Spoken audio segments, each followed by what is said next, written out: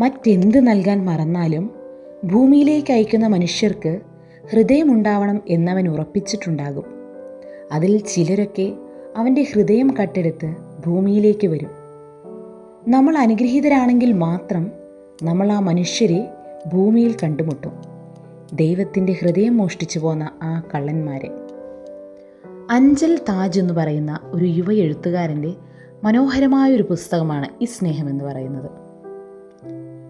ഇതിൽ സ്നേഹത്തിൻ്റെ ഒരുപാട് മനോഹര മുഖങ്ങൾ വളരെ സൂക്ഷ്മതയോട് തന്നെ വായനക്കാരിൽ എത്തിക്കാനായിട്ട് എഴുത്തുകാരൻ ശ്രമിച്ചിട്ടുണ്ട്. നമ്മുടെയൊക്കെ മനസ്സിൽ ആഴത്തിൽ തന്നെ പതിയുന്ന ഓരോ കഥാപാത്രങ്ങളും ആ സ്ഥലങ്ങളുമൊക്കെ ഈ പുസ്തകത്തിലുടനീളം നമുക്ക് കാണാനായിട്ട് സാധിക്കും. എഴുത്തുകാരൻ തൻ്റെ പഠനകാലത്ത് ചെലവഴിച്ച തുഗ്ലക്കാബാദിലെ ഗല്ലിയും അയാൾ താമസിച്ച മുറിയും കണ്ടുമുട്ടിയ വ്യക്തികളുമൊക്കെ നമ്മൾ ശരിക്കും നേരിൽ കണ്ട പോലെയാണ് നമ്മുടെ മനസ്സിൽ ഇടം പിടിക്കുക.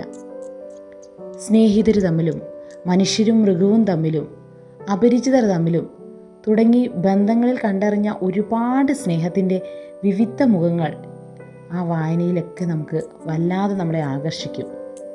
ചിലപ്പോഴൊക്കെ നമുക്ക് തോന്നും, ആ വ്യക്തികളെയൊക്കെ എപ്പോഴോ നമ്മൾ കണ്ടു മറന്നതല്ലേ, അല്ലെങ്കിൽ എവിടെയോ വെച്ച് കണ്ടുമുട്ടിയതല്ലേ എന്നൊക്കെ നമ്മളെ തോന്നിപ്പിക്കുന്ന രീതിയിൽ ചില എലമെൻറ്റുകൾ ഈ പുസ്തകത്തിലുണ്ട്.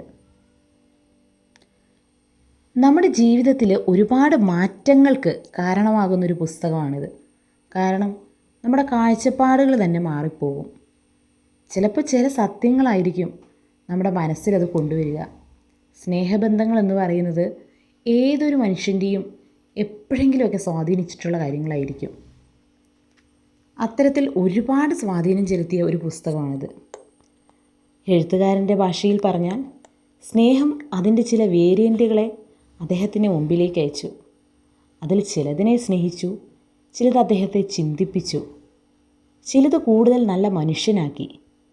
കൊടുക്കൽ വാങ്ങലുകളില്ലാതെ ഭൂമിയിൽ എനിക്ക് ചുറ്റും സ്നേഹമുണ്ടെന്നും സ്നേഹിക്കാൻ മാത്രമല്ലാതെ ചുറ്റിലും സ്നേഹത്തിന് സാധ്യതകളുണ്ടെന്നും അവരെന്നെ ഓർമ്മപ്പെടുത്തി.